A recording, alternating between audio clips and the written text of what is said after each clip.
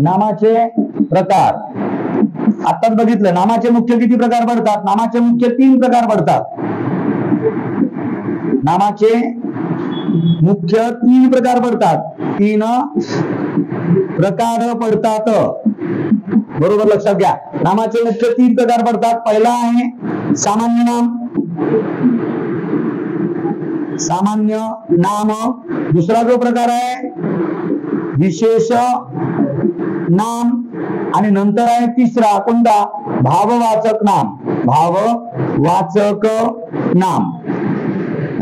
बघा 3ही प्रकार आपल्याला बघायचे आहेत. हा पहिला प्रकार आहे सामान्य नाम. पहिला, दुसरा आणि तिसरा. नामाचे मुख्य 3 प्रकार पडतात. लिहून घ्या पहिले. नामाचे मुख्य 3 प्रकार पडतात. त्याच्यामध्ये लिहायचं आहे बघा. आता नामाचे 3 मुख्य प्रकार पडतात. तर याच्यामध्ये आपण जर बघितलं तर सामान्य नाम म्हणजे काय? तर बघा समान गुणधर्म दाखविणाऱ्या, लक्षात घ्यायचं आहे, समान गुणधर्म दाखवणाऱ्या समूहवाचक, समान गुणधर्म दाखवणाऱ्या आणि समूह दर्शवणाऱ्या नामांना आपण काय म्हणू शकतो? तर सामान्य नाम म्हणू शकतो. बरोबर लक्षात घ्या. सामान्य नाम म्हणजे काय? समूह दर्शवणारे व सामान्य गुणधर्म दर्शवणारे, समान गुणधर्म दर्शवणाऱ्या जातीवाचक नामांना सामान्य नाम म्हणतात. जर आता आपण बघितलं सामान्य नामामध्ये जर आपण विचार केला, बैल हा शब्द आपण बघितलं सामान्य नामामध्ये मोडतो. सामान्य नामामध्ये बैल जर विचार केलेला असता, बघा लक्षात घ्यायचं आहे की बैल हा नाम सामान्य नाम आहे. सगळे बैल सारखेच. तर प्रत्येकाला 4 पाय आहेत, 1 शेपटी आहे, 2 शिंग आहेत, 2 कान आहेत आणि सगळे शेतीच्या कामावर लावतात. सगळे बैलांची जात ही समान आहे. मग अशा जातीवाचक व समान गुणधर्म दर्शवणाऱ्या व त्याची मोजमाप करता येईल अशा सगळ्या वस्तूंना काय म्हणतात? सामान्य नाम असं म्हटलेलं आहे. म्हणजे बैल हा कोणता नाम आहे? सामान्य नाम आहे आणि हा जातीवाचक आहे. मग समूह दर्शवणाऱ्या जातीवाचक नामांना सामान्य नाम म्हणतात. लक्षात घ्यायचं आहे. सामान्य नामाचे अनेक वचन होऊ शकतो, परंतु त्याच्यामध्ये 2 प्रकार पडतात. समूहवाचक नाम आणि पदार्थवाचक नाम. समूहवाचक नाम आणि पदार्थवाचक नाम. मग समूहवाचक नामामध्ये त्याचं सामान्य नाम होतो, पदार्थवाचक नामाचे सामान्य नाम होत नाही. सॉरी, काय म्हटलेलं आहे? सामान्य नामामध्ये 2 प्रकार पडलेले आहेत. जर याच्यामध्ये आपण बघितलं, एक आहे समूहवाचक नाम. कोणता आहे? समूहवाचक नाम. आणि दुसरा प्रकार पडणार आहे पदार्थवाचक नाम. कोणता? पदार्थवाचक नाम. आता बघा याच्यामध्ये काय होणार आहे? समूहवाचक नामामध्ये याचं अनेक वचन होऊ शकतो. समूहवाचक नामामध्ये काय होऊ शकतो? याचं अनेक वचन होऊ शकतो. आणि पदार्थवाचक नामामध्ये याचं अनेक वचन होत नाही. लक्षात घ्यायचं. हे 2 गोष्टी फक्त लक्षात घ्यायचं आहे. आता बघा सामान्य नाम म्हणजे जर तुम्हाला कळलेलं असेल, समान गुणधर्म दर्शवणारी जात.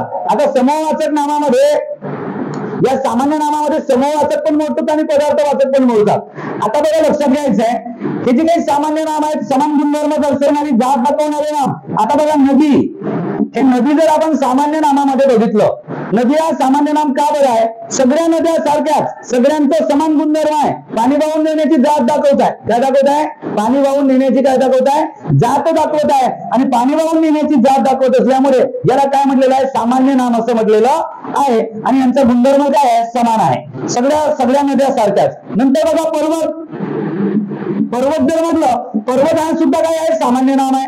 सगळे पर्वत सारखेच. उंच उंच दगडांची जात म्हणजे काय? पर्वत. जातीवाचक नाम आहे. कुठलाही बघा, हिमालय बघा किंवा त्याच्यामध्ये आपण जर बघितलं सह्याद्री बघा, की खाली अन्नाईमुडी बघा, कोणताही पर्वत बघा, पूर्व घाटावरचे बघा, कुठल्याही प्रकारचा पर्वत जर बघितले, सगळे पर्वत सारखेच आहेत. उंच उंच दिसणाऱ्या दगडांची जात म्हणजेच काय? पर्वत. म्हणजे पर्वत हा काय आहे? समूहवाचक नाम आहे. आणि किती पर्वत आहेत एखाद्या एरियामध्ये, एखाद्या प्रदेशामध्ये किती पर्वत आहेत त्याची आपल्याला मोजमाप करता येतो. आणि मोजमाप करता येतो, समूह दाखवलेला आहे, समान गुणधर्म दाखवतो, सगळे पर्वत सारखेच. मग हा कोणता नाम आहे? सामान्य नाम. कोणता नाम आहे? सामान्य नाम. नदीचा विचार केला, नद्या सगळ्या सारख्याच, सगळ्या नद्या सारख्याच. पाणी वाहून नेण्याची जात दाखवत आहे. त्याचं काम आहे, गुणधर्म त्याचा काय? पाणी वाहून नेणे. म्हणजे त्याचा पाणी वाहून नेणे त्याची जात आहे. आणि असे सगळे पाणी वाहून नेणाऱ्यांची जात, आपण छोटी असो मोठी असो, त्याला सरळ काय म्हणतो? आपण नदी म्हणतो. म्हणजे नदी हा कोणता नाम आहे? तर लक्षात घ्यायचं आहे, सामान्य नाम आहे. मुलगा बघा, मुलगा नाम, मुलगा, सगळे मुलगे सारखेच. मुलगा नाम बघितलं. आता आपल्या क्लासमध्ये एवढे सारे मुलं आहेत समजा. आता बघा लक्षात घ्यायचंय, सगळे मुलं जर आपण बघितलं, काही वेगळं आहे का? मुलगा का बरं म्हटलाय? सगळ्यांना बाह्य स्वरूप सारखं आहे, समान गुणधर्म दाखवतात. प्रत्येकाला 2 डोळे, 2 कान, कोणाला 3 डोळे आहेत का? शंकर बनायसाठी 3 डोळे दिलेले नाही. प्रत्येकाला 2 डोळे आहेत, 2 कान आहेत, 2 हात आहेत, 2 पाय आहेत, बाह्य स्वरूप बिलकुल सारखं आहे आणि समान गुणधर्म दर्शवतात म्हणून तुम्हाला काय म्हटलेलं आहे? मुलगा. मुलगा असं नाम देण्यात आलेलं आहे. म्हणजे मुलगा हा समान गुणधर्म दर्शवणारी जात आणि क्लासमध्ये किती मुलं आहेत यांचा समूह पण दाखवता येतो आणि या समूहामध्ये किती मुलं आहेत मोजमाप सुद्धा करता येतो. याचा अर्थ समान गुणधर्माची जात दाखवणारा शब्द आहे. मुलगा सुद्धा काय आहे? सामान्य नाम आहे. मुलगा सुद्धा काय आहे? सामान्य नाम आहे. याच्यानंतर जर आपण बघितलं, बघा लक्षात घ्यायचं आहे, याच्यानंतर आपण जर बघितलं तर मुलगी सर्व मुली सारख्या नाही का? मुलींमध्ये काही डिफरन्स आहे का? बाह्य स्वरूप सारखं आहे, सगळ्या पाहायला मुली सारख्याच आहेत, सुंदर, सगळे सुंदर आहेत, बरोबर की नाही? मग बघा मुलगी हा कोणता नाम आहे? सामान्य नाम, सगळ्या मुली सारख्या. आता वाघ हा कोणता नाम आहे? वाघ. वाघ हा कोणता नाम आहे? सामान्य नाम. का बरं सांगायला पाहिजे तुम्ही? वाघ हा सामान्य नाम आहे. सगळे वाघ सारखे नाही का? नाहीतर आमच्या जंगलातला वेगळा आणि तुमच्या जंगलातला वेगळा, आमच्या जंगलातला मांस खातो आणि तुमच्या जंगलातला भात खातो, असं काही आहे का? असं नाहीये. प्रत्येक वाघ सैम आहेत, शाकाहारी नाहीयेत, ते मांसाहारी आहेत. आलं लक्षात? आणि अशा प्रकारे बघा सगळ्या वाघांचा, सगळे वाघ बघा, बंगाल टायगर बघा किंवा आपल्या महाराष्ट्रातले वाघ बघा, हे सगळं जर विचार केला तर लक्षात घ्यायचं आहे सगळ्या वाघांचा गुणधर्म, बाह्य गुणधर्म हा सेम आहे. प्रत्येकाला 4 पाय, एवढा मोठा तोंड आहे, चांगली शेपटी आहे, मोठ्याने डरकाड्या मारतो, बरोबर आहे. काय खातो? तर जंगलातले प्राणी खातो मारून. मग सगळे बाह्य गुणधर्म हे सेम आहेत. मग अशा बाह्य गुणधर्म सेम असणारे जे काय आहेत, वाघ नाव देण्यात आलेलं आहे. सगळे घोडे सारखेच. आपल्या त्यानंतर महाराष्ट्रातले घोडे वेगळे आणि तिकडे युरोपातून आलेले घोडे वेगळे, असं काही आहे का? नाही, सगळे घोडे सारखेच आहेत. म्हणजे घोडा हा सुद्धा काय आहे? सामान्य नाम आहे. म्हणजे कोणत्याही प्राण्यांचं नाव आपण घेताय, सिंगल प्राणी नाही घ्यायचा, त्यांच्या समूहाला धरून अनुसरून घ्यायचं आहे. मी जर म्हटलं इथे वाघ आहे आणि इथे म्हटलं पांढरा वाघ, कोणता वाघ? पांढरा. मग एवढ्या वाघापैकी हा पांढरा वाघ म्हणजे कोणता नाम झाला? मग विशेष नाम. कोणता नाम झाला? विशेष नाम. आणि फक्त वाघ म्हटलं तर कोणतं नाम आहे? सामान्य नाम. आता जर मी म्हटलं घोडा, घोडा आहे, पण आता मी म्हटलं काळा घोडा किंवा गुरुजीचा घोडा, आलं लक्षात? किंवा आपण राणा प्रतापचा घोडा, एक सिंगल घोडा झाला, त्याचं नाव काय होतं? राणा प्रतापच्या घोड्याचा काहीतरी होता ना, एक फेमस नाव आहे रे, चेतक. काय होता? चेतक होता नाव. मग चेतक हा घोड्याचं नाव होतं, चेतक. मग आज जर का म्हटलं चेतक घोडा, चेतक घोडा, कोणाचा घोडा? चेतक नाव आहे त्याचा. लक्षात घ्यायचंय, चेतक त्या घोड्याला नाव देण्यात आलेला, मग तो काय होईल? विशेष नाम. किंवा महाराणा प्रतापचा घोडा म्हणला तरी पण तो विशेष नाम होईल. आणि फक्त घोडा म्हणला तर सगळे घोडे सारखेच, हा त्यांचा घोडा आहे म्हणून हा विशेष नाम. आणि घोडेच जर म्हटलं फक्त घोडा तर लक्षात घ्यायचं कोणता नाम? सामान्य नाम. अशा प्रकारे आपल्याला सामान्य नाम ओळखता यायला पाहिजे. आता बघा देश, देश कोणता नाम आहे रे? देश सामान्य नाम आहे. सगळे देश सारखे. यांच्यातून आपण प्रत्येक एखाद्या भूखंडाला जर वेगवेगळं नाव दिलं तर आपल्याला सगळ्या भूखंडाला नाव दिल्यानंतर आपल्याला लक्षात येतो हा जो काही देश शब्द आहे, हा जो काही देश शब्द आहे, आपण याचा विचार केला सगळे देश सारखे नाही का? एक विशिष्ट प्रकारचा भूखंड आहे, त्या भूखंडाच्या प्रदेशाला दिलेलं नाव, जसं आपला भूखंड आहे द्वीपकल्पामधला काय? भारत. साईडला लागलेला आहे पाकिस्तान, बरोबर आहे. पण सगळे देश आहे वेगवेगळे. देश कोणता पण असू शकतो. देशा नाम कोणता आहे? सामान्य नाम. आणि या सामान्य नामातून एखाद्या वेगळ्या भूखंडाला नाव दिलं आणि लिहिलं भारत, मग भारत हा कोणता झाला? विशेष नाम. साईडला लावून लिहिलं पाकिस्तान, काय लिहिलं? पाकिस्तान, तर पाकिस्तान कोणता होईल?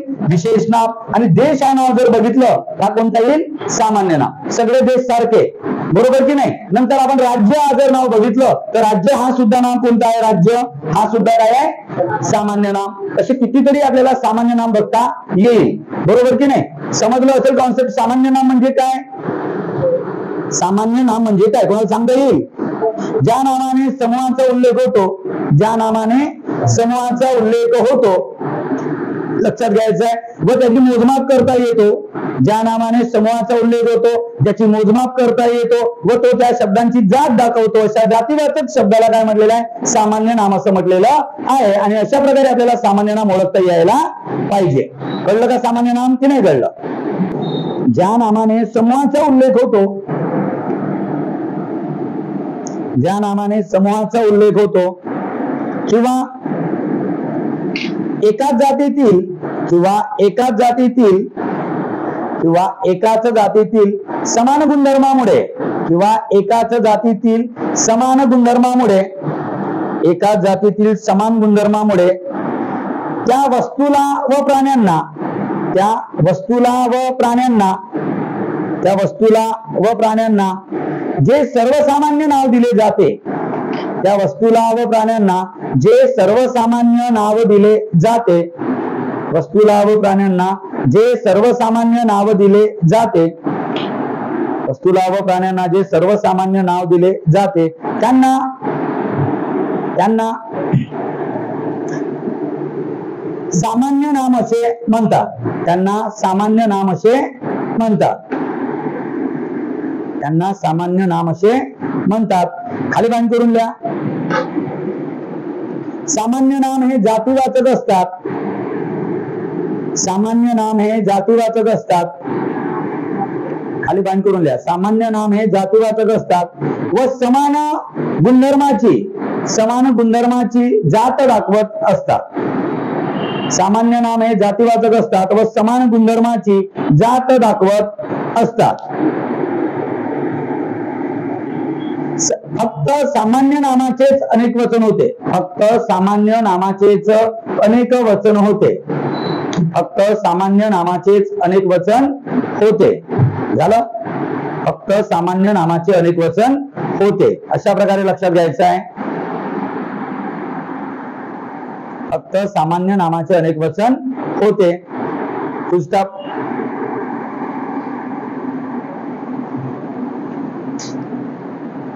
ठीक आहे. उदाहरणात लिहू. उदाहरणात लिहा. काय काय लिहिणार? बैल नंतर लिहा. नदी, पर्वत, मुलगा, मुलगी, वाघ, घोडा, देश, राज्य,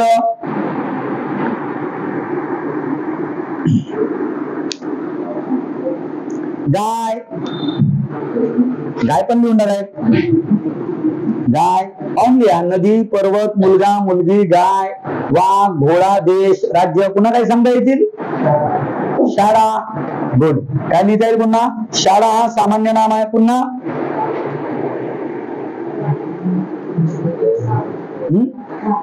झाड. झाड पण सामान्य. सगळे झाड सारखेच. सगळे झाड सारखेच. बरोबर की नाही? हिरव्या हिरव्या उंच उंच दिसणारे कोणतीही वनस्पती असो आपण त्याला काय म्हणतो? झाड. सगळे झाड सारखेच. झाड लिहा. पुन्हा पुन्हा काय सांगता येईल? नदी. लिहिला नाहीये नदी? लिहा. नदी वरती लिहिला आहे नदी. पुन्हा काय? सागर. सागर सांगता येईल ना? सागर. समुद्र लिहा. समुद्र. समुद्र.